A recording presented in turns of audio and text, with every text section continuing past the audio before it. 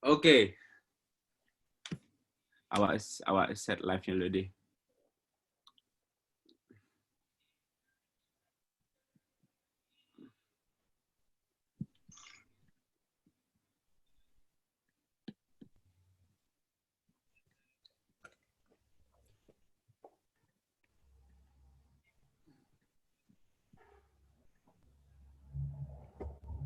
Yuk. Assalamualaikum warahmatullahi wabarakatuh. Halo Dunsa nak sadonyo. Alhamdulillah alamin. Allahumma sholli ala Muhammad wa ala ali Muhammad. Semoga di Ramadan kali ko kita masih sehat sadonyo. Kali ko jumpa lagi bersama kami. Kali ko awak punya kawan-kawan yang muda-mudi, yang gagah-gagah, yang rancak-rancak. Oh, generasi muda. Kita akan berdiskusi terkait PSBB tahap 2 di Sumatera Barat dan apa yang bisa kita lakukan sebagai anak muda. Bahasa yang digunakan di Siko bebas, kawan-kawan Indonesia boleh, Minang boleh, terserah. Asalkan jangan pakai bahasa planet. Nah, habis itu awak mungkin akan ada pertanyaan-pertanyaan dari netizen dulu, ada pertanyaan-pertanyaan dari awak juga. Tapi yang jale mungkin silakan kawan-kawan menyampaikan pikiran-pikirannya. Dan mungkin yang menjadi pertanyaan di kita kini, bahas sih peran anak muda di PSBB kok gitu. Nah itu mungkin yang akan menjadi trigger pertanyaan yang mungkin bisa dikembangkan. Awak nih bagi kesempatan pertama mungkin ke Wendy Juli Putra. Silakan Wendy. Awak unmute ya. Wabarakatuh. Salam. Selamat sore. Selamat sore Bung Faldo dan teman-teman semuanya. Ada Bapak, ada Ibu, ada Bro, ada Bu Sister. Mungkin langsung saja terkait dengan tema kita pada kali ini. Sebenarnya tema yang sangat hot, tidak hanya dibahas di kalangan pemuda saja, tapi semua muda, tua, baru lahir pun juga berimbas, termasuk dunia menjadi perhatian pada hari ini. Terkait dengan kebijakan PSBB, tentunya ini menjadi tantangan tersendiri karena yang biasanya kita terlalu mengartikan kebebasan secara luas, sementara PSBB ini ada aturan-aturan yang harus kita jalani. Sebenarnya PSBB merupakan sebuah kebijakan dalam antisipasi pengurangan dampak atau penyebaran wabah COVID-19 ini. Khusus di Sumatera Barat, ini PSBB Part 2 atau PSBB perpanjangan, di mana tentunya butuh evaluasi bersama dan apa sebenarnya yang harus dilakukan untuk pengurangan wabah atau penyebaran wabah COVID-19 ini di termen kedua ini. Menurut saya, singkat saja, pemuda tetaplah pemuda yang tidak akan pernah meninggalkan esensinya sebagai fungsi seorang pemuda. Dalam kondisi hari ini, tentu kita bisa memaksimalkan peran pemuda sendiri. Pertama, itu saya melihat sebagai agen informasi. Karena salah satu poin dari evaluasi PSBB yang sudah dilaksanakan, itu informasi perihal aturan-aturan PSBB itu sendiri itu belum sampai ke kalangan bawah, sampai ke kampung-kampung, itu belum sampailah aturan mengenai PSBB ini. Kemudian yang kedua, tentunya tak lain tak bukan adalah tugas kita sebagai agen kontrol, di mana dalam kondisi hari ini yang bantuan bejibun banyaknya dari APBN, APBD, provinsi, kabupaten, kota, dari donatur yang tidak mengikat, pihak swasta, BUMN, BUMD, sehingganya ini juga menjadi pemicu konflik sosial di tengah-tengah masyarakat. Sehingganya peran kontrol perlu kita lakukan. Kontrol di sini yang dimaksud bagaimana informasi perihal bantuan-bantuan sosial akibat dampak COVID-19 ini bisa memang menjadi membantu masyarakat, bukan malahan sebaliknya menjadi pemicu konflik. Kemudian yang kedua, bagaimana peran kita sebagai pemuda untuk mengadvokasi masyarakat-masyarakat kita yang memang pendataan yang dilakukan menurut prosedur peraturan gubernur, peraturan wali kota, bupati, maupun peraturan menteri, bahkan peraturan presiden, dalam waktu yang sangat singkat, tentu ini membuat beberapa masyarakat-masyarakat kita yang tidak tersentuh, bahkan tidak masuk dalam data penerima bantuan, bahkan padahal sebenarnya orang yang berhak menerima bantuan. Nah, ini tugas kita sebagai pemuda juga untuk mengadvokasi mulai dari tingkat pemerintah daerah, provinsi, bahkan mungkin ke pusat, karena terakhir itu gubernur juga mengeluarkan surat untuk keterbukaan informasi untuk bupati wali kota semuanya, dan untuk di nasional pun ada pusat pengaduan yang dibuat oleh Kementerian Sosial, dan mungkin banyak media-media lain yang bisa kita jadikan media untuk advokasi masyarakat yang tidak tersentuh oleh bantuan ini.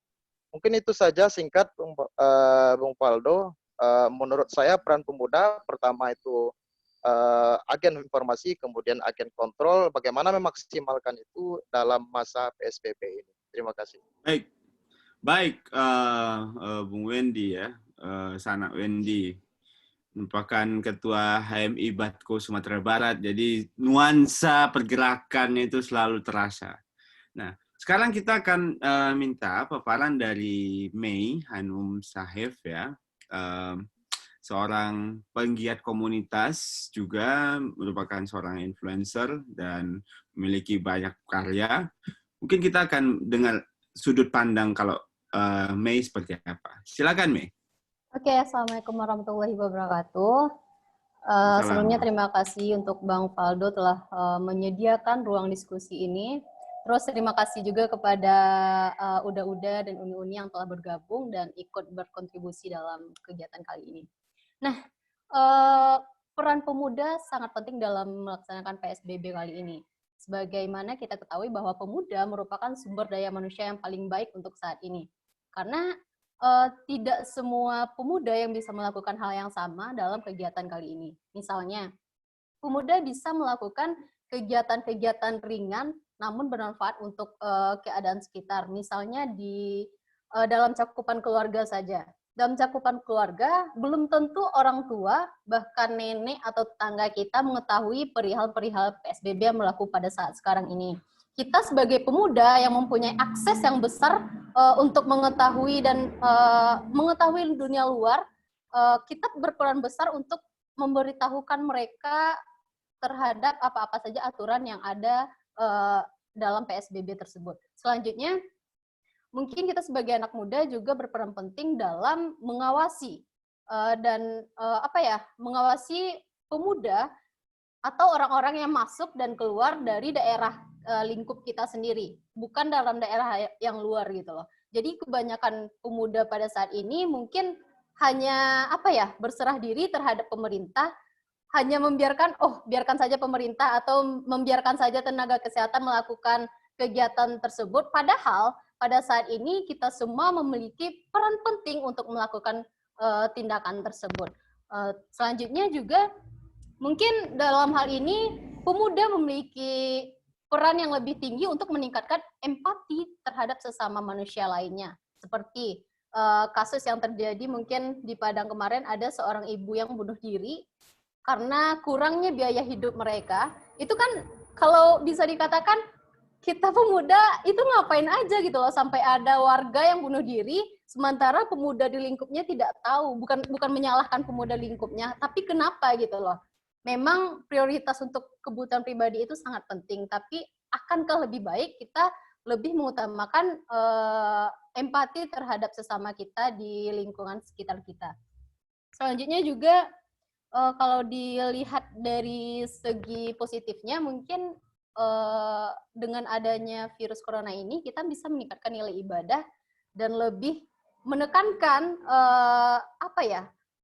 kehidupan yang lebih dekat dengan keluarga gitu loh, yang biasanya anak-anak yang jauh dari rantau, mungkin yang berkesempatan pulang dan melaksanakan karantina itu bisa lebih dekat dengan keluarganya. Mungkin ini momentum penting yang bisa kita tingkatkan dalam berkeluarga dan bermasyarakat. Mungkin sedikit saja Bang Faldo. Makasih buat Mei, Wendy yang sudah menyampaikan beberapa poin. Mei ini juga merupakan pegiat apa nama komunitasnya, Mei? Ekspedisi Tapal Batas. Ekspedisi Tapal Batas, betul, Ekspedisi Tapal Batas. Selanjutnya kita mungkin udah mulai ke ini ya, mulai ke dialog. Ya ngobrol-ngobrol biasa aja sih. Mungkin saya akan berikan kesempatan ke Andre atau Willy atau Rezi yang ingin menyampaikan poin dan juga bertanya. Tapi sebelum Andre, Rezi dan Willy bertanya, saya ingin bertanya dulu kepada kawan-kawan yang telah membuka tadi. Jadi, apakah masih banyak anak muda di Sumatera Barat, khususnya yang masih masih keluar rumah atau masih tidak pakai masker, masih tidak menjaga jarak, kafe dan sebagainya. Mungkin itu bisa menjadi baseline kita ya untuk melihat, dan mungkin itu juga evaluasi PSBB tahap 1 juga mungkin jadi pelajaran. Apakah ada perbedaan gitu yang kawan-kawan yang kebetulan di Sumatera Barat lihat, mungkin dari PSBB tahap 1 ke PSBB tahap 2. Mungkin ke tadi Mei terakhir. Coba Wendy dulu, coba. Wendy.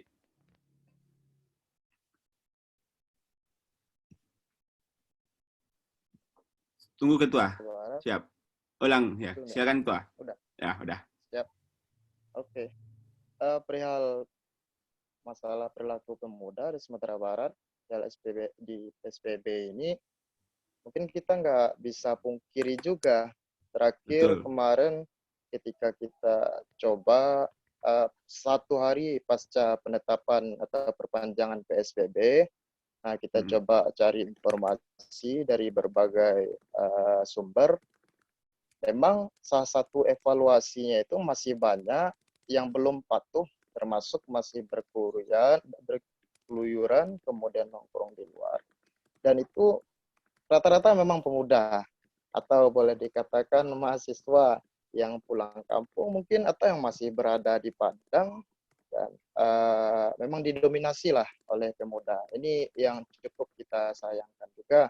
Kenapa yang pemuda yang seharusnya menjadi agen yang saya katakan tadi, agen penyampai informasi bahwa sekarang kita lagi dilanda, negeri kita lagi dilanda oleh wabah, dan butuh sikap cepat tanggap yang harus kita lakukan, terutama kebiasaan-kebiasaan kita setiap hari agar terhindar dari penyebaran COVID ini. Nah, cuma yang kita sayangkan memang ini masih ada, masih didominasi lah oleh pemuda yang keluyuran dan nongkrong di tempat-tempat keramaian.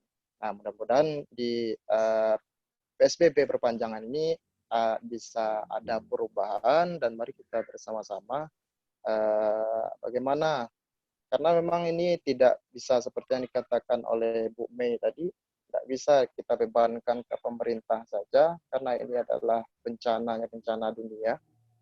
Bisa bencana, bisa ujian, atau apalah kita tafsirkan ke diri kita masing-masing, yang memang butuh campur tangan kita semua, dan kesadaran kita semua bisa agar bisa meminimalisir penyebaran COVID-19 ini. Gitu. Baik.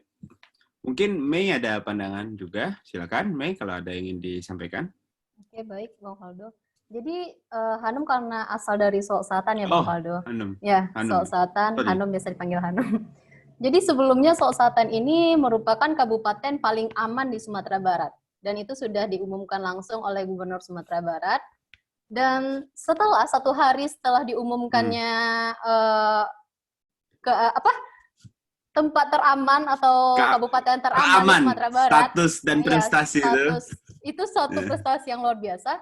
Sehari setelah itu di Kabupaten Sulawesi Selatan ternyata 3 orang yang positif COVID-19 gitu loh. Jadi kalau bisa dikatakan kita tidak akan pernah tahu situasi apa dan dalam kondisi apa virus ini bisa masuk.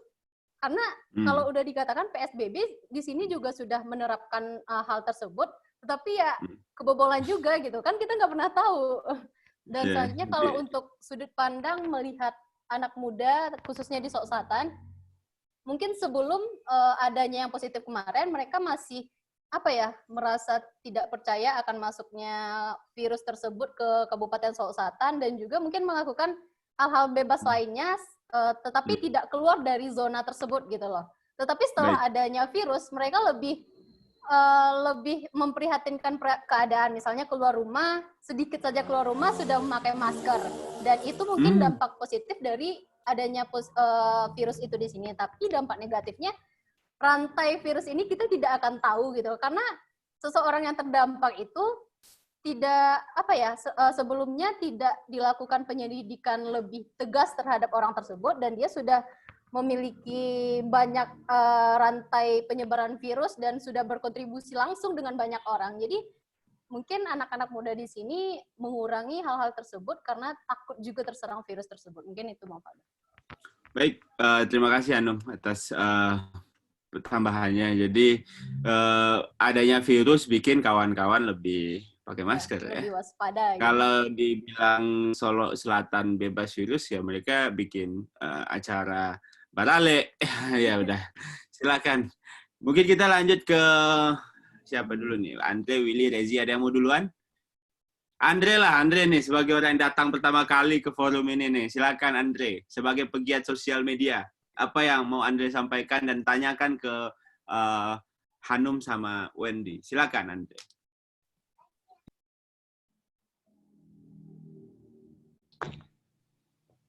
Terima kasih Bang. Assalamualaikum warahmatullahi wabarakatuh. Kalau pandangan saya Bang ya, sebagai pemuda di Kota Padang lah khususnya. Di Kota Padang, walaupun udah banyak himbauan, sosialisasi dari Polresta Padang, Polda Sumbar, tapi emang yang namanya jiwa pemuda itu bandel itu emang susah dihilangkan gitu. Kalau bagaimanapun itu harus dilanggar ya. Kalau nggak tahu dia itu peraturan kalau nggak dilanggar Bang. Dan kami sebagai pemuda dalam dampak COVID-19 ini, apalagi dalam tahap PSBB sekarang ya, alhamdulillah kami udah melakukan kegiatan sosial lah untuk masyarakat. Karena dampak PSBB ini Bang, dilema juga di masyarakat Bang. Yang pertama, kalau mereka nggak keluar rumah, mereka mau makan apa? Sementara bantuan dari pemerintah, maaf ya, emang lamban gitu kan. Emang lamban turunnya ke bawah, terhalanglah proses data, segala macam seperti kemarin kan. Ada beberapa lah organisasi dari pemuda-pemuda kita, Karang Taruna, alhamdulillah mereka bagi-bagi sembako. Sungguh apresiasi yang sangat luar biasa, pemuda ini luar biasa. Kalau dari pantauan media sosial misalnya, Andre sebagai pegiat media sosial, apakah banyak kawan-kawan yang berdonasi gitu-gitu? Atau alhamdulillah mungkin... Bang, alhamdulillah. Alhamdulillah kita kan sempat juga kemarin kan, saya inbox Abang kan di Instagram, DM di Instagram. Alhamdulillah sekarang itu kawan-kawan dari Lapak Goro Pelapeh Panek, Aliansi Media Sosial Sumatera Barat, bersama penggiatnya itu ada si Yaya, mereka lagi ngumpulin dana, sekarang bagi-bagi nasi bungkus Bang. Alhamdulillah insyaallah akan dilaksanakan sepanjang bulan Ramadan insyaallah. Hati-hati ya, jangan bagi-baginya seperti biasa, malah menyebarkan virus nanti. Enggak, safety Bang, insyaallah. Safety pertama kali. Safety. Ya, mungkin ada pertanyaan Andre ke kawan-kawan ini, Hanum sama Wendry. Sebagai seorang sahabat ini, bertanya. Pertanyaannya pada Bang Wendy. Kepada Bang Wendy. Bang Wendy domisili di Padang kan? Bang Wendy. Iya. Izin Padang. Bang. Ya. Oh, di Padang. Gini Bang. Bagaimana saya sebenarnya ngajak sih, sebenarnya ini bukan pertanyaan. Ngajak kolaborasi. Gitu, Wih, Bang. mantap dong. Ngajak berkolaborasi kita Bang. Bikin tim sus lah gitu Bang. Tim khusus untuk data benar-benar masyarakat yang terdampak itu nggak kelihatan kasat mata, Bang. Gitu. Saya sekarang lihat ini penerima bantuan BTS, apalah BLT dari pemerintah ini nggak bakal tepat sasaran. Sekarang kita kolaborasi, kita bentuk tim khusus di perkecamatan sendiri-sendiri, Bang. Kita data orang-orang di sana, nanti kita langsung ke pemerintahan Pemprov, Bang. Antar surat, Bang. Biar betul-betul masyarakat yang terdampak itu betul-betul terbantu lah hendaknya. Baik, Itu yang sangat saya sedihkan di PSBB sekarang itu, Bang. Oke, Andre. Nggak tepat sasaran sama sekali. Oke, sip. Andre poinnya dapat. Berarti gini ya, mungkin untuk yang lain juga nih, yang mungkin punya yang ingin menambahkan setelah ini boleh silakan. Memang yang menjadi permasalahan sekarang adalah terkait penerima bantuan sosial. Ya, banyak pihak merasa lagi kesulitan dan merasa layak untuk dapat. Tapi kemarin beberapa hari kita dialog dengan beberapa wali nagari bilang agak heran juga karena sebenarnya yang harus menerima itu sebenarnya tidak harus semuanya, kata dia. Tapi kesan yang terbangun semuanya. Nah, ini kan sebenarnya kan saling lempar-lemparan tanggung jawab. Kita lihat juga di Jakarta juga begitu. Pemprov DKI dan pemerintah pusat itu seperti sama-sama, ya mohon maaf ya, kita ambil contoh DKI lah. Nah, saling-saling lempar tanggung jawab. Terus ketika di Sumatera Barat, yang mungkin bisa dikoreksi oleh Wendri sama yang kawan-kawan yang lain, bantuan lambat karena pendataan dari kabupaten kota belum masuk gitu loh. Nah kan, dan ini merupakan sesuatu yang membuat kita sama-sama bingung gitu. Ini bantuan ini ada atau enggak? Yang kedua, apakah kita berhak menerima atau enggak gitu kan? Dan itu yang menjadi sulit sekali sepertinya bagi kita untuk mengukur derajat kelayakan orang menerima bantuan itu, karena masyarakat Indonesia itu banyak berada di kondisi rentan miskin kan sebenarnya. Dia tuh nggak miskin, tapi kalau seandainya ada kejadian sesuatu, dia tuh tiba-tiba brek miskin gitu loh.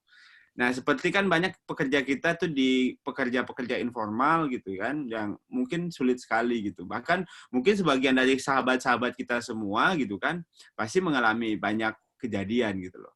Nah, ini mungkin bisa menjadi wacana juga mungkin yang sedang dikembangkan. Tapi mungkin ada pandangan lain kali dari Wendy, Hanum, dan mungkin kawan-kawan lain yang ingin menambahkan, silakan. Silakan, Wen. Saya, Bang. Okay. Ada tambahan terkait data, bantuan, dan macam-macam. Oke. Bang Andre. Memang polemik yang sampai hari ini yang terjadi tidak hanya di Kota Padang, saya pikir, tapi di keseluruhan Sumatera Barat, ini adalah masalah data. Kebetulan hari ini adalah data masyarakat yang terdampak karena COVID-19 ini. Sebelumnya data pemilu kita kemarin kan juga ada sedikit permasalahan juga, cuman selesailah, sampai-sampai orang gila pun juga ikut di data kan. Tapi sementara di data COVID ini yang nggak makan nggak terdata, kita cukup kecewa juga sebenarnya. Nah, memang data ini di awalnya setelah kita melihat bantuan yang berasal, ini bantuan kan banyak ini, bantuan banyak macamnya, dan ini itu yang saya maksud tadi, jangan sampai bantuan yang banyak ini menimbulkan konflik di masyarakat yang sebenarnya untuk membantu malah menimbulkan konflik gitu. Nah, sekarang kita lihat dulu. Pertama, yang dari APBN itu sebenarnya bantuan yang sudah berjalan dari sebelumnya itu kan ada bantuan program Keluarga Harapan. Kemudian ada bantuan program sembako yang diterimanya per bulan juga. Kemudian dalam rangka untuk bantuan BLT COVID-19 ini ada disalurkan bantuan BLT juga dari APBN. Nah, kemudian ada dari APBN juga dari Kementerian Desa, BLT, dana desa. Nah, itu dari APBN semuanya. Kemudian dari APBD provinsi juga ada. Kemudian APBD kota kabupaten juga ada, yang jumlahnya untuk kota kabupaten ya tergantung anggaran yang dialihkan oleh kota kabupaten masing-masing. Nah, untuk segi aturan, saya pikir ini tidak terlalu berumit-umit. Nah, sekarang kita melihat pemerintah lebih cenderung menunggu data dulu semuanya, baru disalurkan bantuan. Nah, ini kan bantuan akan sangat lambat seperti yang kita lihat hari ini gitu. Artinya PSBB sudah masuk ke termen kedua, sementara bantuan belum terdistribusi semuanya. Nah, seharusnya ini kan harus seiring gitu. Ada beberapa ya kita lihat di media-media sosial jawab-jawab dari masyarakat, kita jangan berharap PSBB bisa jalan kalau bantuan belum datang. Nah, ini ada benarnya juga gitu. Khusus untuk warga memang masyarakat yang memang tidak bisa makan, tidak bisa cari makan karena kebijakan PSBB. Nah, kita melihat dari cukup banyaknya bantuan yang disalurkan. Nah, ini tergantung kebijakan lagi lah kepada kepala daerah. Kita berharap, saya yakin dan percaya dari sebanyak bantuan itu pasti ada yang terima double, terima triple, terima 4 bantuan atau bermacam-macam lah. Saya berani jamin itu, kita bisa cek nanti ke lapangan itu. Karena ya mohon maaf juga, mungkin 5 tahun ini saya juga bergulat di program penanggulangan kemiskinan itu dan saya sangat paham masalah data-data itu. Nah, artinya ini perlu kita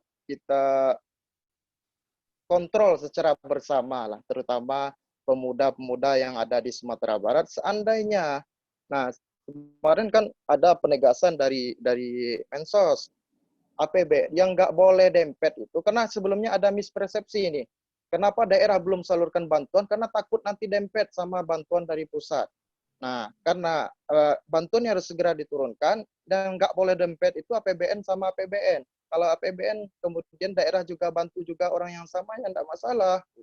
Nah, artinya ini kita dituntut sebenarnya bantu dulu yang memang benar-benar memerlukan. Jangan tunggu data itu selesai.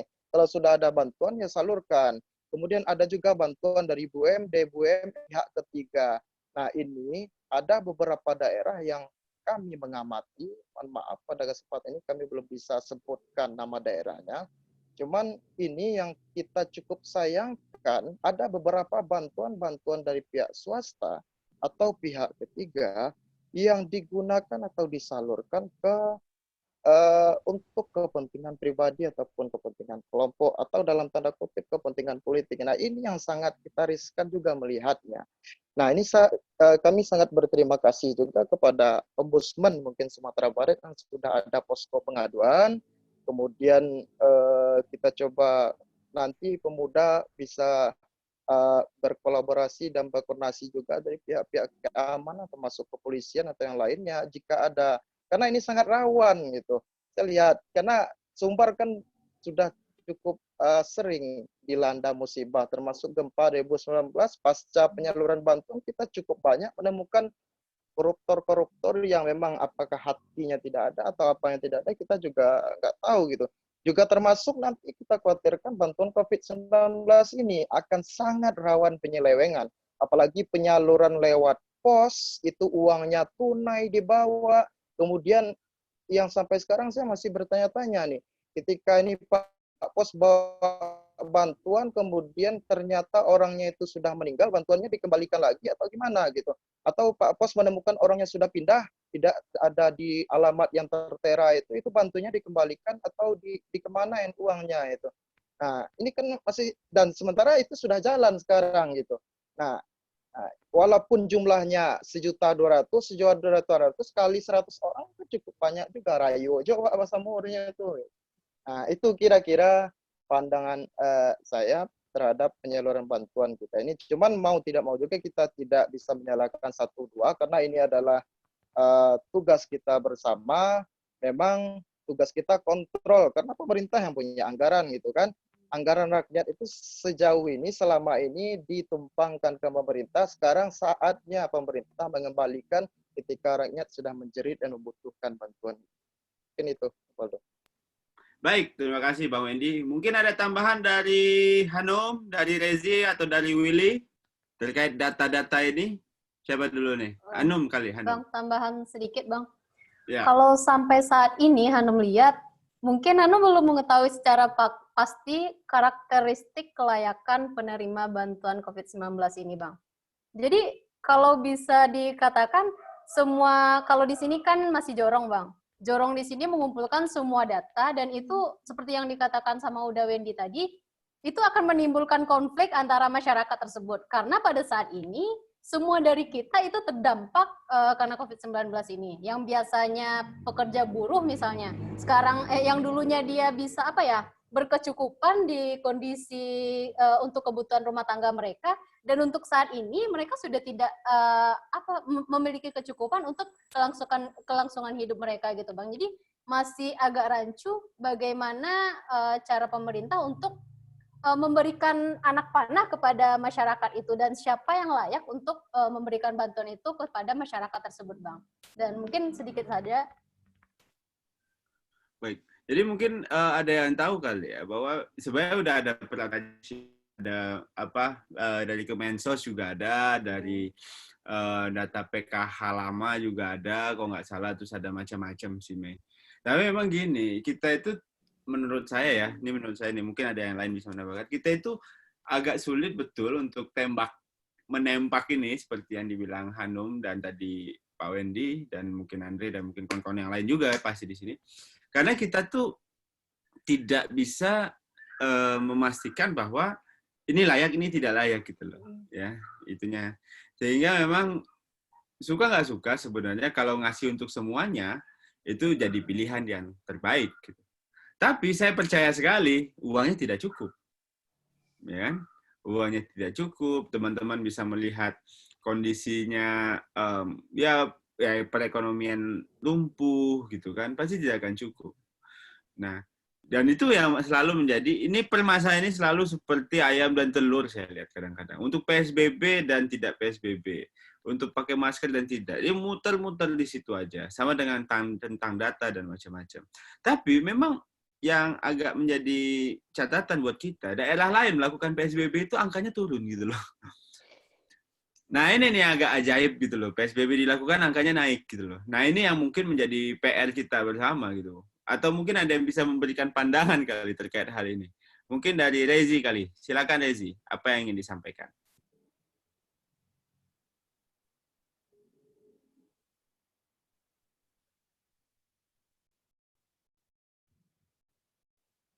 Sorry Rezi, suaranya nggak kedengeran.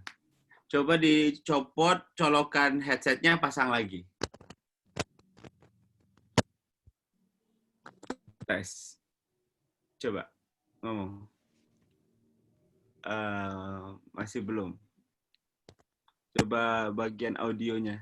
Nyopotin headsetnya kedengar sih. Ya, coba ngomong. Dengar, Bang? Mantap.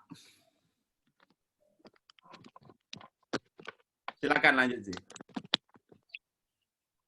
Udah dengar, Bang? Udah, sip. Tes, oke. Oke, terima kasih. Oke, Assalamualaikum warahmatullahi wabarakatuh. Ya, baik Bang, terima kasih atas kesempatannya. Jadi, dari melihat judulnya dari diskusi ini, anak muda bisa apa gitu. Anak muda bisa apa itu seperti sebuah pertanyaan yang memanah untuk kita yang merasa anak muda gitu.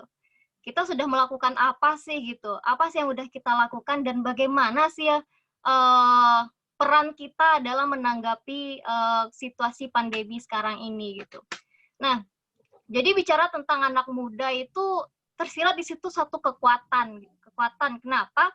Karena anak muda ini adalah suatu kelompok masyarakat sipil yang memiliki jangkauan luas dan potensi yang cukup baik gitu untuk perannya dalam menanggapi pencegahan COVID-19 ini. Di sisi lain, peran pemuda ini juga dapat memiliki peran penting dalam penularan gitu. Kenapa demikian? Seperti yang dipaparkan oleh Saudari Hanum dan Bang Wendy tadi, di dalam kebijakan PSBB ini itu masih banyak gitu pemuda-pemuda yang berkeliaran di luar sana itu ya memang tidak dapat kita itu lebih banyak pemuda gitu, lebih banyak pemudanya. Nah, sedangkan seharusnya kan pemuda ini dengan kondisinya yang kondisi fisiknya yang lebih kuat gitu, yang lebih kuat lah dibandingkan usia lanjut, itu bukan berarti mereka tidak terdampak, tidak akan terkena dengan COVID-19 ini. Justru mereka dapat menjadi penyebar COVID-19 ini secara senyap. Nah, disitulah saya mengatakan mereka juga memiliki peran yang penting dalam penularan gitu. Nah, jadi menurut saya ini untuk anak muda itu lebih ke edukasi gitu, lebih ke edukasinya dulu, lebih ke penyadaran bagi mereka bagaimana tingkah mereka atau sikap mereka dalam menjalani pandemi COVID-19 ini gitu. Nah, tadi kan seperti yang Saudari Hanum dan Bang Wendy katakan tadi itu seperti bantuan sosial gitu kan. Nah, saya sih kembali ke judulnya, bagaimana sih peran pemuda gitu. Meskipun kita tidak tergabung dalam suatu organisasi sosial, dalam suatu komunitas sosial, beruntung teman-teman yang berada dalam komunitas atau gerakan-gerakan sosial, mereka punya kesempatan gitu untuk punya kesadaran untuk membantu atau mengambil alih atau mengambil peran gitu dalam penanganan pencegahan penularan COVID-19 ini. Nah, bagaimana dengan teman-teman yang secara pribadi di saat social distancing ini mereka bingung gitu. Mereka bingung, lalu mereka bingung yang tidak bisa menahan diri, mereka kadang malah gimana ya, mencari tindakan yang seharusnya tidak dikerjakan gitu kali ya. Iya, seperti melakukan balap-balap liar banyak terjadi, melihat situasi jalan yang sepi, mereka memanfaatkan untuk melakukan balap-balap liar. Sedangkan peran mereka terhadap penularan itu sangat juga memiliki peran penting gitu. Nah, jadi yang ingin saya tanyakan ini kepada Bang Wendy, Bang Wendy sama Saudari Hanum, bagaimana sih gitu? Kira-kira cara kreatif dan bermanfaat yang bisa menjadi inspirasi gitu bagi kaum muda, agar mereka dapat juga memberi secara pribadi, mereka dapat juga memberi manfaat untuk masyarakat banyak gitu. Baik, Lezi, terima kasih pandangannya dan juga pertanyaannya. Tadi karena Bang Wendy yang jawab duluan, kali ini sepertinya kita coba ke Hanum. Dan mungkin nanti silakan tambahkan kalau ada dari Willy dan dari Andre ya. Silakan, Num. Gimana nih pemuda-pemudi rebahan ini bisa ngapain nih yang tanpa organisasi, tanpa kelompok, tanpa geng motor, tanpa geng hijaber, gimana? Masih gimana kita? Oke, terima kasih pertanyaannya kepada Saudari Rezi. Nah, sekarang karena kita dihadapkan dengan dunia teknologi yang sangat luas ya, jadi penyebaran berita hoax ini juga sangat banyak. Nah, di sana peran kita itu sangat dibutuhkan. Contoh kecilnya misalnya di grup keluarga itu sangat mudahnya beredarnya informasi-informasi hoax. Nah, kita sebagai anak muda yang sudah mengetahui hal tersebut, kita yang memberitahu keluarga kita tentang hal tersebut. Misalnya yang kemarin terjadi di sini, ada seseorang yang terdampak virus COVID-19, gara-gara tersebar berita-berita hoax di grup keluarga dan sudah menyebar luas ke kemana-mana gitu loh. Dia jadi yang terdampak itu melarikan diri karena yang pertama dia kena hukum di masyarakat, itu yang pertama. Yang kedua, di balik itu dia juga gimana ya, untuk menyerahkan diri atau melaporkan hal yang terdampak itu ke orang-orang kesehatan, itu juga kayak udah malu dan menjadikannya itu aib gitu loh. Jadi pemuda berperan penting di sana untuk men-stop apapun yang dirasa berita-berita itu adalah hoax. Nah, yang selanjutnya di sini di saat virus COVID-19 ini penyebaran rantainya yang sangat cepat menular dari satu dan ke yang lainnya, kita sebagai anak muda yang aktif di media sosial, kita juga diminta untuk berkontribusi langsung terhadap hal itu. Dan 50-50-nya, di saat virus ini menyebar luas dan rantainya juga tersebar luas, kita sebagai anak muda juga menciptakan rantai yang sama untuk penyebaran hal-hal positif yang bisa menghambat rantai penyebaran tersebut. Mungkin begitu, Saudara Rizik. Silakan mungkin Ketua Wendy ada yang mau ditambahkan mungkin terkait secara personal nih, mungkin kalau yang tergabung dalam himpunan, tadi Hanum bicara tentang menangkapi hoax dan juga cara-cara kreatif lainnya, tapi mungkin yang tidak tergabung dalam kegiatan masyarakat, tidak seperti pegiat sosial media atau sebagai tokoh, ya saya yakin teman-teman di sini begitu. Tapi kan mungkin penonton kita banyak juga yang tidak tergabung kemana-mana pun. Silakan, Ketua. Ya, kalau menurut saya sih, ya karena ini masalah persepsi juga ya. Ini kan ada juga meme-meme di media sosial kita lihat.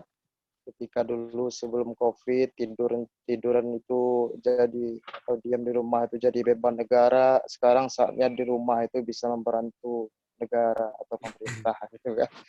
Nah, sekarang saya lihat jadi untuk kawan-kawan pemuda atau mahasiswa yang masih melanggar aturan, tentu kalau untuk motivasi saya pikir sudah cukup banyak lah motivasi, baik itu motivasi orang meninggal karena corona, itu kan motivasi juga sebenarnya bagaimana bisa taat terhadap aturan PSBB ini. Dan secara usia pun kan yang meninggal tidak hanya usia tua gitu, yang muda pun bahkan kemarin yang balita 2 tahun pun juga bisa positif gitu. Nah, ini mungkin motivasi yang bisa kita berikan ke mereka bahwa corona ini dikatakan tidak membunuh, ya sangat membunuh, apalagi keberadaan kita di lingkungan orang banyak, termasuk di keluarga kita yang jumlahnya lebih dari 1 orang.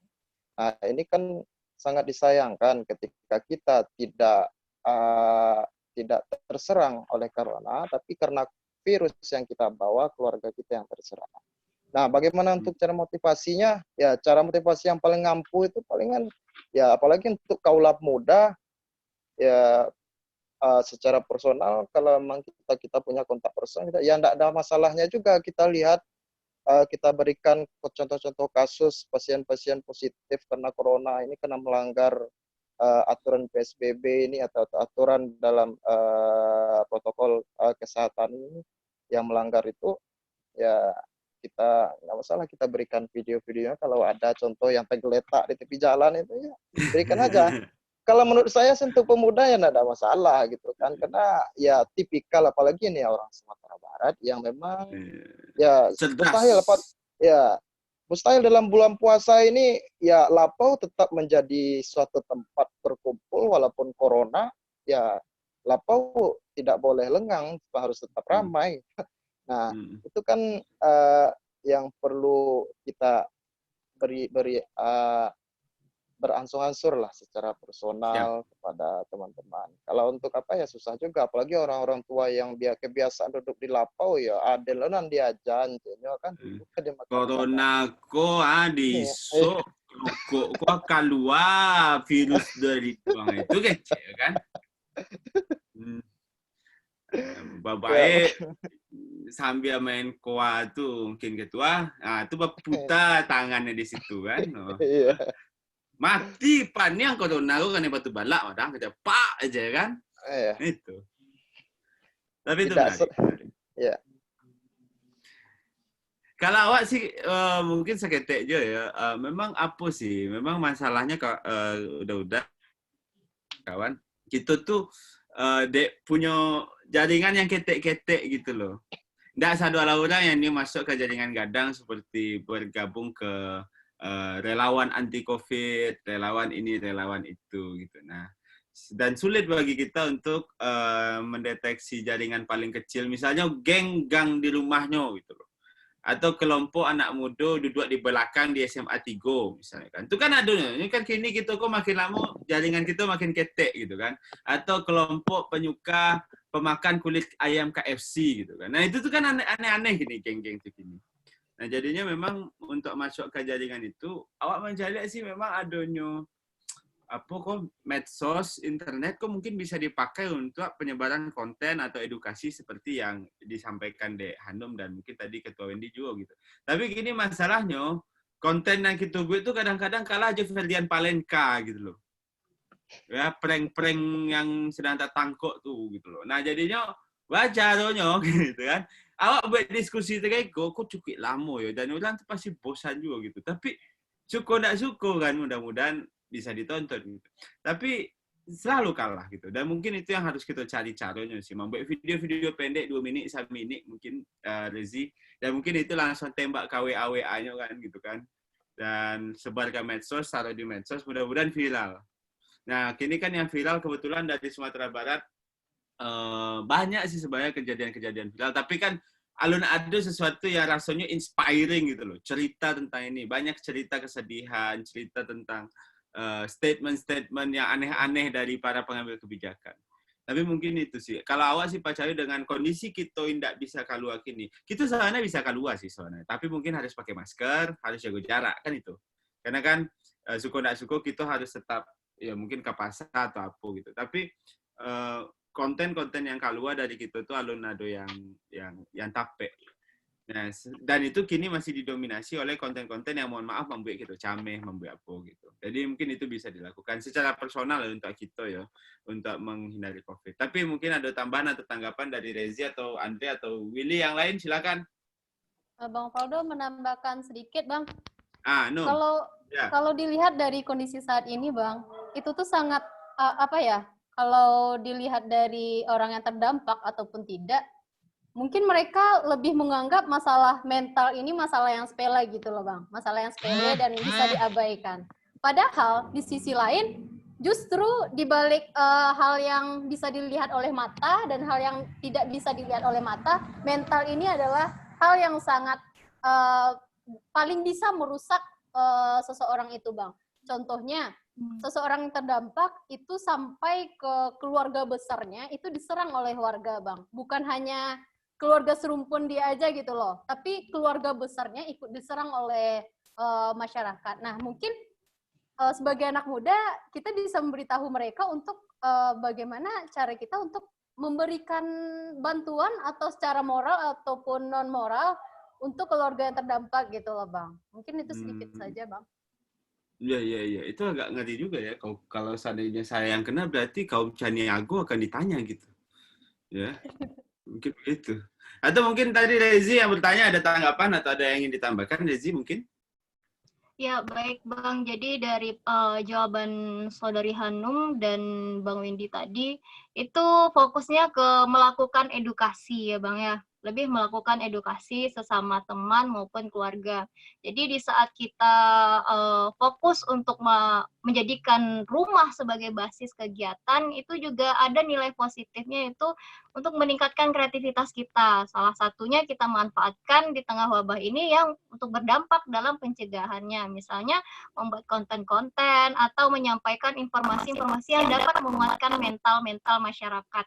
Ya tidak dapat dipungkiri bahwa apabila masyarakat sudah ketakutan, itu nanti bakalan muncul penyakit-penyakit lain gitu. Misalnya batuk sedikit, mereka udah merasa, wah ini corona nggak ya gitu kan. Jadi hal-hal seperti itu yang juga harus kita mulai dari diri sendiri dulu, misalnya dengan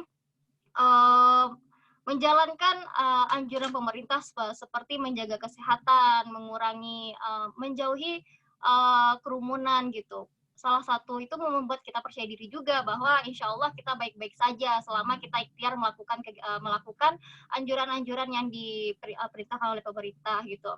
Nah, satu lagi tadi kan pertanyaan saya ya Bang ya.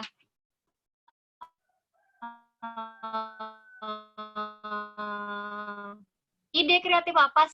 Melihat generasi muda yang tergabung dalam organisasi atau komunitas sosial, mereka memiliki teman gitu untuk melakukan bakti sosial yang sehingga mereka dapat beramal dan memiliki peran juga dalam pencegahan dan membantu masyarakat. Nah, bagaimana jika mereka yang secara pribadi gitu, mereka juga ingin membantu gitu selain menyebarkan informasi, karena dari dampak COVID-19 ini kan tidak hanya berdampak kepada segala sektor ya, apalagi itu perekonomian gitu. Tadi teman-teman juga banyak membahas tentang pembagian bantuan terhadap masyarakat dari pemerintah, komunitas. Nah, bagaimana dengan pribadi sendiri gitu. Nah, jadi saya dengan beberapa teman-teman dari Jogja dan Jabodetabek, itu kami melakukan kampanye beli untuk berbagi. Jadi kami ini yang teman-teman yang pedagang kecil-kecilan online ini, kami melakukan sebuah gerakan yaitu sebagai jembatan gitu, jembatan. Kami menjual produk, jadi apabila ada teman-teman yang ingin membantu atau mendonasikan setengah rezeki mereka untuk masyarakat yang membutuhkan, misalnya sederhana saja Bang, kami itu menjual pembukuan kecil-kecilan ini. Nah, jadi nanti ada teman-teman dari luar sana membeli produk kami, mereka ngabarkan, ini tolong didonasikan ke tim medis, ke perawat, atau masyarakat-masyarakat yang membutuhkan gitu, yang mendapatkan dampak besar dari COVID inilah. Menurut saya itu hal yang sangat sederhana gitu yang dilakukan, tapi itu juga dapat dilakukan oleh teman-teman selain dari kita yang hanya di rumah gitu kan. Lalu gimana ya? Ada poinnya di sini, kita saling berbagi. Jadi hashtag kami itu beli untuk berbagi gitu, Bang. Nah, jadi bagi teman-teman mungkin juga bisa melakukan hal sederhana tersebut, selain dari kita berjualan, kita juga bisa saling membantu dan menjembatani gitu, Bang. Jadi tidak perlu nunggu bantuan dari pemerintah. Kita insya Allah mulai ada juga berbagi gitu. Baik. Terima kasih Rezi tambahan dan inspirasi yang dikeluarkan.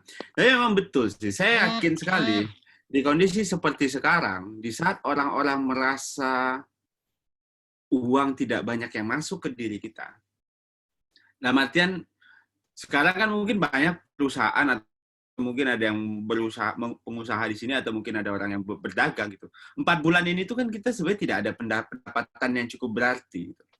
Ya, jadi sekarang memang pesan, kalau saya diminta menyampaikan pesan kepada kawan-kawan anak muda, saya selalu bilang tolong uangnya dijaga karena cash is king. Jadi uang cash itu raja sekali di kondisi krisis kayak sekarang.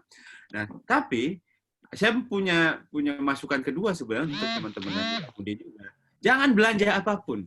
Jangan beli baju dulu, jangan beli apa-apa dulu, sepatu dulu, jam dulu, jangan beli ini dulu, kecuali makanan. Jadi uang yang kita punya itu memang cukup untuk makan aja gitu loh. Nah, sekarang kalau kawan-kawan ada yang ingin melakukan inisiatif, jadi nyambung dengan apa yang disampaikan Rezi tadi gitu. Makanan itu ya gimana pun kita manusia butuh makan. Ya, gimana pun kita juga kalau sekarang kalau mau ngasih bantuan ya udah makanan aja atau uang cash langsung aja gitu. Nah, sehingga ini yang menurut saya juga menarik gitu di saat kondisi seperti sekarang. Simpelnya kayak balilah galih kawan-kawan gitu kan, itu yang sedang dicoba dilakukan. Dan di Jakarta kawan-kawan semua ternyata satu per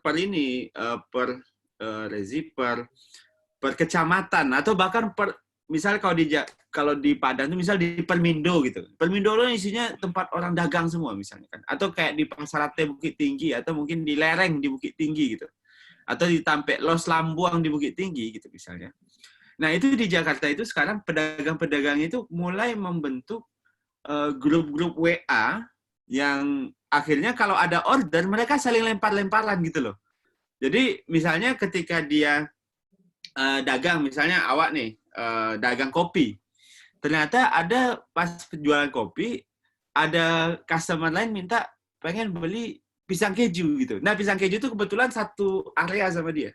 Jadi dia saling lempar-lempar info. Jadi itu inisiatif-inisiatif kayak gitu mulai muncul sekarang menurut saya, dan itu memang digagas secara personal, walaupun mungkin yang secara komunitas organisasi sibuk dengan kegiatan yang terencana terstruktur gitu. Tapi memang inisiatif civil society ini juga tidak bisa kita halangi.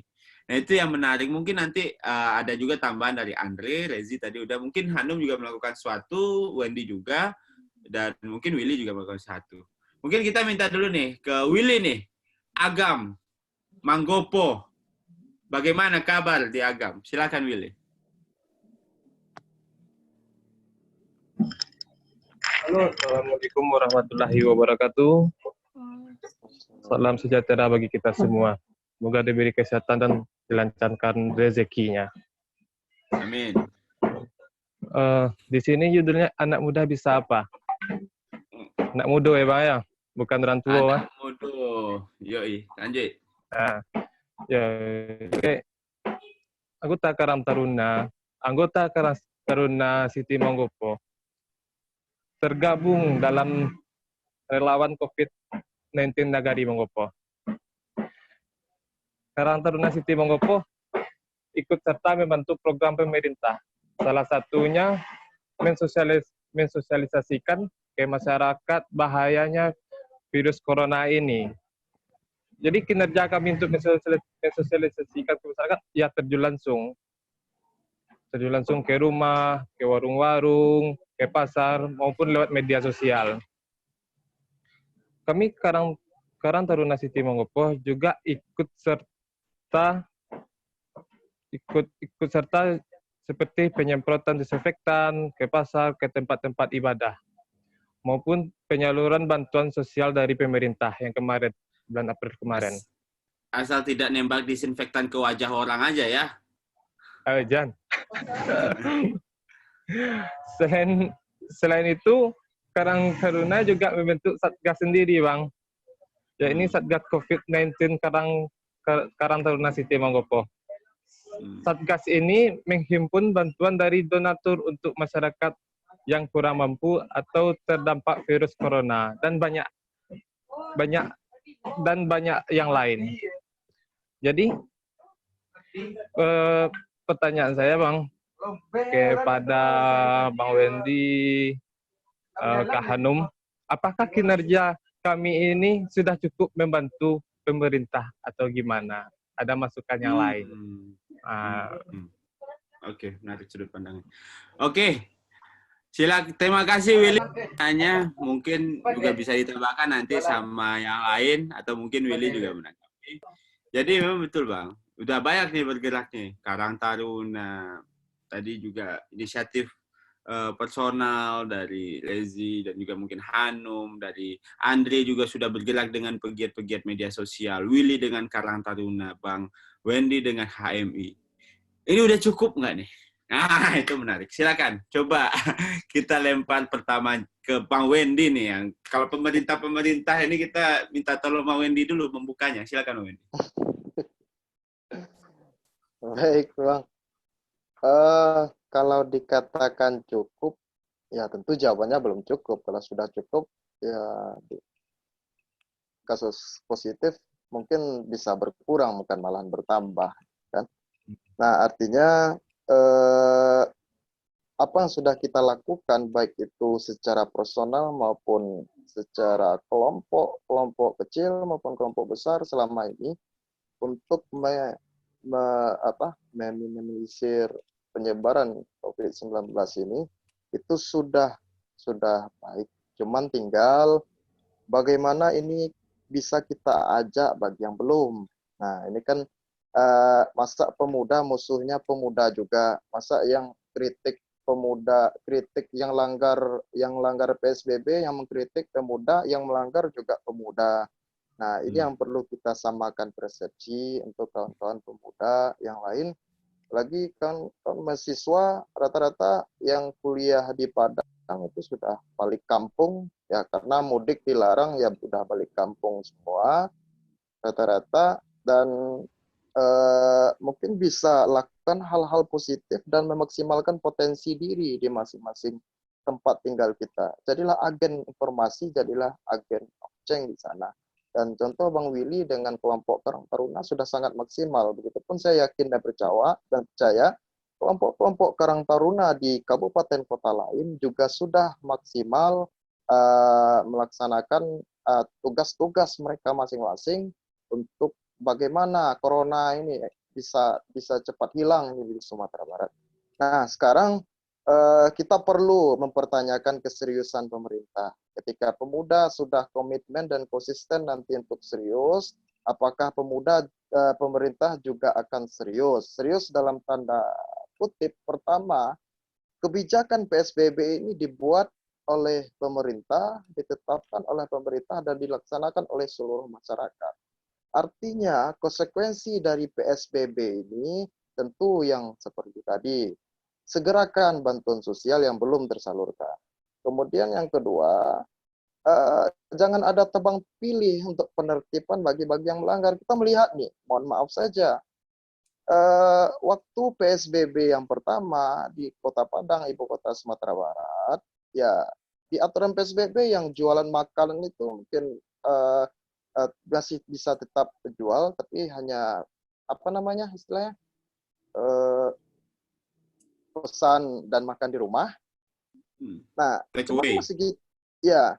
Cuman saya melihat itu cukup riskan ketika sore-sore jelang buka puasa itu beberapa polisi patroli. Yang dipatrolinya itu pedagang-pedagang kecil pecel lele, atau pedagang besar yang ikan bakar, yang ayam bakar, yang apalah kok dibiarin buka meja, mungkin mau buka berbuka lapaknya. puasa di sana dia polisinya, Nah, Bang. ini yang saya pertanyakan, komitmennya pemerintah di mana gitu. Yang pedagang cendol kecil itu dibubarin, nggak boleh makan di sini, bawa pulang. Oh, yang besar-besar dibiarkan gitu. Nah, ini kan ada tumpang tindih juga yang buat kebijakan sendiri yang langgar gitu kan. Apakah karena pajaknya lebih besar itu yang ikan bakar besar itu dibanding pecel lele. Nah, ini yang harus disinergiskan juga gitu. Pemuda udah komitmen, nanti pemerintahnya nggak komitmen gitu.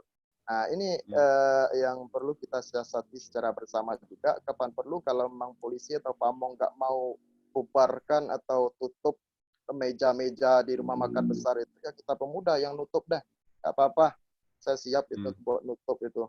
Kalau memang kita komitmen ya. Tapi kalau nggak komitmen ya gitu-gitu aja. Ya mudah-mudahan Corona ini saya yakin sampai Lebaran nanti itu tidak akan pernah selesai di Sumatera Barat walaupun 29 PSBB, dan saya yakin kalau tidak dirubah polanya dan semua kita tidak ada komitmen untuk sama-sama menjalankan aturan PSBB ini, baik itu pemerintah maupun seluruh masyarakat, ya akan ada perpanjangan tahap 3 atau ya sampai kapan kita tidak pernah tahu.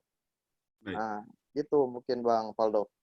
Baik, makasih Bang Wendy. Memang perlu ini ya. Pasti agak sulit dibilang cukup, gitu. Tapi mungkin mudah-mudahan jadi catatan juga. Ternyata warga bergerak lebih cepat dibanding pemerintah, bisa jadi. Nah, seperti Bang Andre nanti mungkin bisa. Saya mungkin Hanum dulu, ada tambahan nggak Hanum? Mungkin habis ini saya minta Bang Andre juga. Atau Rezi atau... Mungkin jawaban dari Bang Wendy tadi cukup menutupi semua pertanyaan yang udah diberikan oleh Bang Willy. Tapi Anda menambahkan sedikit, bahwa penyaluran tangan dari anak-anak muda tadi sudah membantu pemerintah, cuma kita tidak bisa mengatakan bahwa hal ini bisa menghambat anak muda lainnya untuk melakukan hal yang sama, tetapi kita bisa mengajak anak muda yang lainnya untuk melakukan hal yang sama, karena kuota untuk berbuat baik itu tidak pernah tertutup dan tidak ada batasannya gitu loh. Nah, mungkin untuk anak muda yang lain yang tidak memiliki kemampuan yang sama seperti teman-teman yang ada di sini, mungkin mereka bisa melakukan aktivitas di bidangnya masing-masing. Atau yang bisa melukis, mereka bisa menjual hasil dagangannya untuk menyalurkannya untuk donasi gitu. Atau yang bisa, pokoknya yang hal-hal lainnya tapi bermanfaat besar untuk wabah saat ini mungkin bisa mereka lakukan. Mungkin itu tambahannya Bang Faldo. Siap. Mungkin ada juga yang bisa disampaikan dari sebelum saya kembalikan ke Willy dari Bang Andre atau Rezi terkait pasti udah banyak berinisiatif. Sepertinya cukup tidak apa yang kawan-kawan lakukan. Bang Andre dulu coba. Habis ini Rezi. Oke Bang, makasih Bang. Buat pesan dulu ya buat kawan-kawan yang di luar sana, buat pemuda yang dimanapun berada, ayolah kita bergerak. Mari kita bergerak, mulai dari ruang lingkup kecil aja dulu, dari lingkungan kita sekitar aja. Atau menengok tetangga lah, minimal. Ayolah kita bergerak bersama, saling bahu-membahu, bantu, yang terutama dampak sosial sama...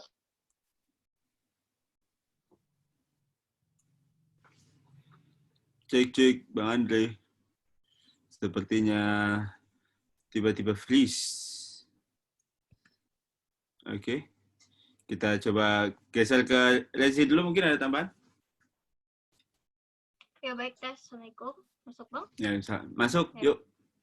Ya, mungkin tambahan atau sedikit penguatan aja ya Bang ya. Jadi karena di sini kan tentang berbicara anak muda gitu. Anak muda di saat kondisi seperti ini memang sangat dibutuhkan gitu perannya, kinerjanya ataupun sumbangsihnya gitu. Karena selain kita sebagai penguat untuk melawan pencegahan COVID ini, kita seperti yang saya katakan tadi, kita juga bisa sebagai sumbangsih terbesar untuk terjadinya penularan yang semakin banyak gitu. Nah, yang paling penting saat ini bagi saya adalah edukasi, penyadaran terhadap masing-masing pribadi generasi muda gitu. Di saat mereka setelah sadar, telah memiliki edukasi yang cukup bagi dampak dari wabah ini dan bagaimana pencegahannya dan bagaimana apa yang harus kita lakukan, mungkin tidak ada lagi generasi muda yang melakukan hal-hal yang melanggar gitu.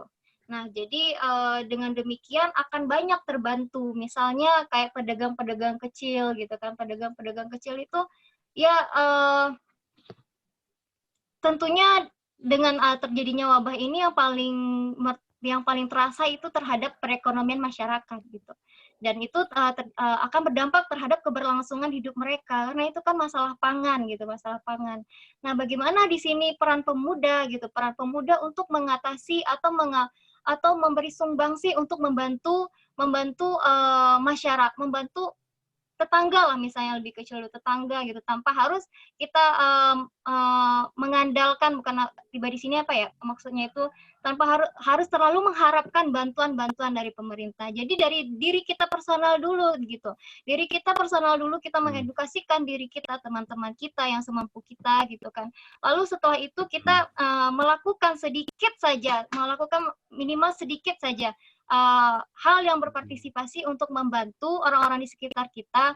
Insya Allah itu akan memberi dampak besar gitu apabila kita mulai dari pribadi kita masing-masing gitu.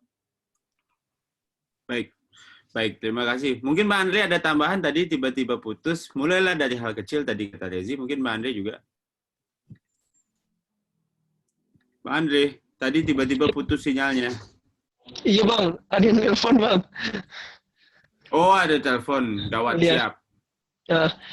Iya Bang, kita ulang lagi. Ini buat... Ayo bergerak tadi, sampai di situ tadi. Anak muda, ayo bergerak. Ayolah kawan-kawan di luar sana, pemuda, ayolah bergerak. Mulai dari sisi yang kecil dulu lah, dari lingkungan sekitar. Atau menengok tetangga sebelah rumah. Ayo. Kita pasti bisa. Satu lagi, ayolah bangunlah kesadaran dari diri sendiri. Janganlah nakal-nakal lagi. Ini COVID-19 bukan main-main. Jangan nakal ya. Ini bahaya. Sekali kalian salah melangkah, seumur hidup kalian akan menyesal. Karena ini dampaknya sangat besar untuk semua orang. Baik. Mungkin saya mau ke Willy lagi. Tadi udah ada jawaban ya. Mungkin ke Willy. Saya ingin bertanya Willy, kenapa Karang Taruna Manggopo bisa terus bergerak Willy? Apa resep dan rahasianya? Resep rahasianya nggak ada Bang, cuma kepedulian kita sesama manusia. Sebelumnya kita udah lihat di negara-negara lain gimana sih parahnya virus ini. Jadi kita sebagai anak muda, sebagai tergabung dalam Karang Taruna City Manggopo, harus ikut andil gitu. Membantu pemerintah, membantu masyarakat di sekitar kita. Buat apa dibuang-buang masa muda kita cuma baring-baring aja, Bang? Ya, berbaring juga penting sih sebenarnya. Iya, ini baringnya dari sahur habis buka, baring juga. Nggak mungkin lah. Oke, Willy. Siap, Willy. Tapi sepertinya memang tidak akan pernah cukup, Will. Saya percaya sekali, tidak akan pernah cukup. Apa yang dilakukan Pak Wendy, Bang Andre, Rezi, Willy, Hanum, atau mungkin ya kita kalau kita berkumpul mungkin tidak akan pernah cukup. Tapi yang pasti kita nggak pernah menjadikan cukup itu sebagai ukuran. Walaupun mungkin bagi pemerintah bisa jadi apa yang kita lakukan cukup, Will. Cukup, Willy, kamu sudah bekerja sebagai Karang Taruna minimal tidak menyusahkan bupati misalnya, membantu bupati misalnya. Nah, tapi sebenarnya mulai muncul kelompok-kelompok seperti kelompok geng jualan kecil-kecilan, geng pegiat kreativitas, Bang Andre pegiat medsos. Nah, itu mulai muncul. Sekarang sih gimana caranya kita saling dukung. Pesan tadi dari Bang Wendy juga tidak saling tackle, kita sebagai anak muda gitu kan. Dan mungkin pula momentumnya. Mungkin selama hari-hari biasa kita sulit ketemu, tapi di hari-hari seperti ini kita jadi makin mudah bertemu, dan mungkin ke depannya kita tidak perlu lagi menghabiskan waktu untuk rapat-rapat dan konsumsi tempat ruangan ABCD dengan COVID seperti ini. Well, mungkin karena kita sudah 1 jam udah dan uni kawan-kawan semua, mungkin kita akan sampai ke ujung dari dialog ini. Mudah-mudahan tadi ada beberapa poin yang bisa ditonton oleh kawan-kawan, anak muda bisa apa, banyak sekali ternyata yang udah disampaikan oleh kawan-kawan. Saya mungkin minta closing statement dari kawan-kawan semua, ya 1 menit boleh, 1 menit lebih, nggak apa-apa, asal jangan sampai 15 menit ya. Ya, silakan closing statement yang bisa disampaikan kepada teman-teman anak-anak muda. Mudah-mudahan nanti ini ditonton oleh mereka, dan mungkin saya akan potong bagian ini untuk saya sebar juga di media sosial. Mungkin itu yang bisa saya lakukan sekarang sebagai pesan dari anak-anak muda Sumatera Barat untuk kawan-kawannya, untuk dunsanak-dunsananya, untuk sahabat-sahabatnya. Saya mungkin akan mulai terlebih dahulu ke Bang Wendy kali ya. Silakan, Ketua. Santai itu Cek. Cek. Oke, sip. Cek. Lanjut. Baik, buat teman-teman pemuda semuanya yang ada di Indonesia maupun khusus yang ada di Sumatera Barat, mungkin saya yakin dan percaya kita semua sudah sangat merasakan dampak dari wabah ini. Kalau memang kita ingin wabah ini cepat hengkang dari negeri kita, ya tentu harus kita iringi dengan ikhtiar semaksimal mungkin. Ikhtiar dalam rangka mengurangi atau memutus mata rantai penyebaran wabah dari COVID-19 ini. Dan juga berdoa. Dan untuk pemuda, mari tetap kita, walaupun dalam kondisi pandemi ini, yang katanya bekerja dari rumah, nah pemuda tetap bekerja di rumah, bukan tidur di rumah, tapi tetap kontrol pemerintah dengan segala kewajibannya dari rumah kita masing-masing, dari Android kita masing-masing, kontrol tetangga-tetangga kita yang sangat miris kehidupannya, ternyata tidak ada dapat bantuan dari pemerintah. Mari kita suarakan secara bersama-sama, banyak media yang bisa kita suarakan, dan ini mungkin langkah kecil yang bisa kita lakukan, dan kita sama-sama berdoa kepada Allah Subhanahu wa taala, mudah-mudahan wabah ini cepat berakhir.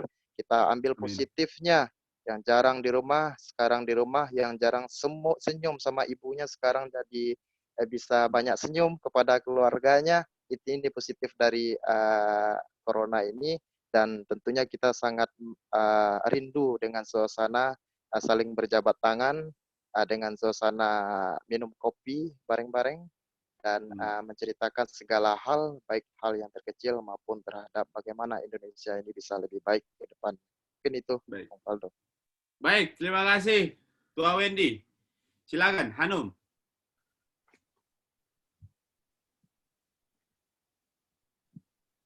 Bentar, Nom. Oke, masih mute, Nom. Tak.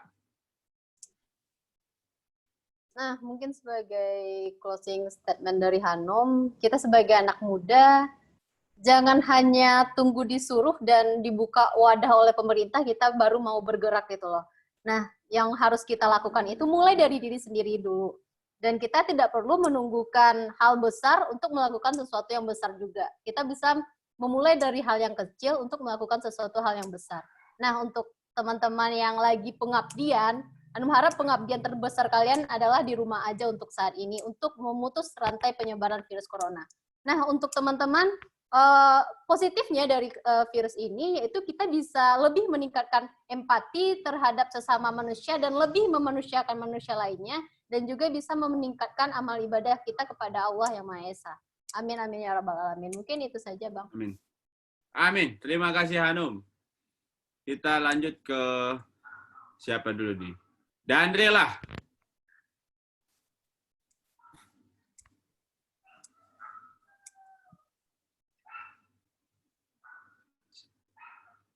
Coba Bang Andre bicara. Tes. Yuk. Tes, dengar Bang? Dengar sekali Bang. Siap. Hmm. Closing statement ya Bang ya? Ya, silakan. Mau marah-marah juga nggak apa-apa Bang. Oke, siap. Ya, untuk sekali lagi, untuk anak muda dimanapun berada, ayo dengarkan instruksi pemerintah, dengarkan himbauan dari TNI Polri, lakukan physical distancing, mau keluar rumah pakai masker, jaga jarak, sering cuci tangan, jaga kebersihan. Ayolah, saatnya dari diri kita sendiri mulai kita bangkitkanlah jiwa muda kita yang sebenar-benarnya muda itu. Ayo sekarang. Ajaklah semua kawan-kawan kalian, ajaklah semua sahabat-sahabat kalian. Mulai bergerak dari sisi yang terkecil untuk kampung sendiri. Buatlah sebuah satgas peduli COVID di kampung atau karantina wilayah sendiri di kampung kalian.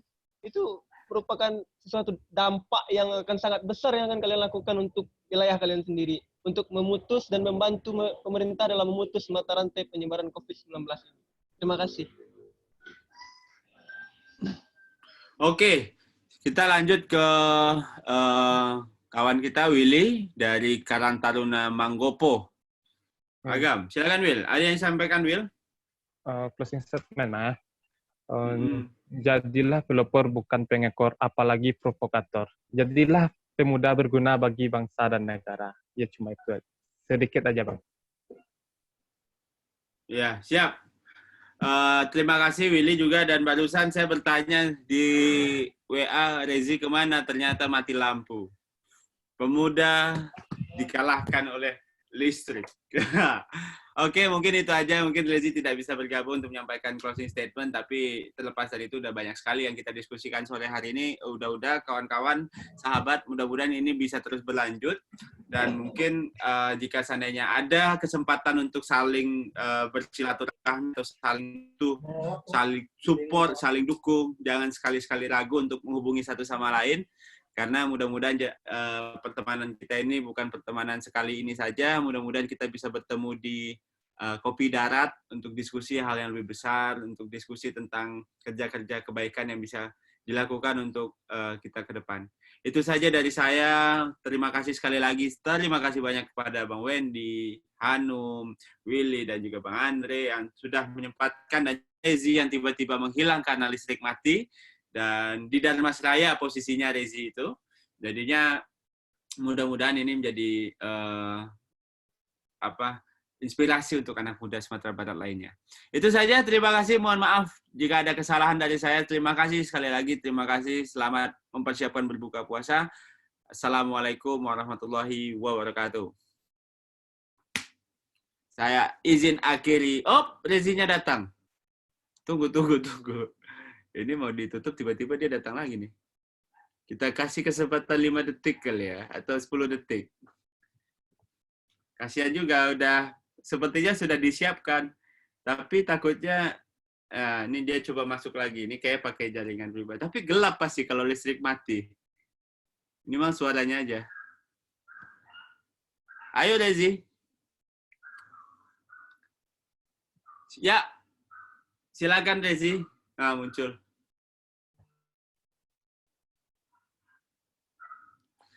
Sepertinya kita harus menunggu stabilitas sinyal. Ya, tapi sembari itu salut juga kita kawan-kawan. Rezi listrik mati, nyambung lagi dan sedang connect ke audio. Zi, kita masih nungguin nih Zi.